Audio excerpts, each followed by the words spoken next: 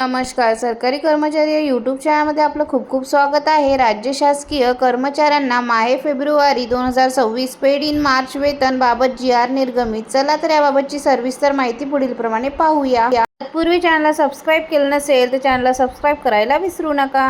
माहे February paid in March वेतनकरिता अनुदान वाटप बाबत शालेय शिक्षण व क्रीडा विभागामार्फत दिनांक 9 फेब्रुवारी 2026 रोजी महत्त्वपूर्ण शासन निर्णय निर्गमित करण्यात आलेला आहे. सदर निर्णयानुसार नमूद करण्यात आले आहे की सन 2025-2026 या आर्थिक वर्षातील शालेय शिक्षण व क्रीडा विभाग करिता अर्थसंकल्पित झालेला व वित्त विभाग करिता बीम्स प्रणालीवर प्राप्त झालेला निधी नमूद नियंत्रक अधिकाऱ्यांच्या अधीनस्थ ठेवण्याकरिता मान्यता देण्यात येत आहे. यामध्ये सर्वसाधारण शिक्षण, प्राथमिक शिक्षण, समग्र शिक्षा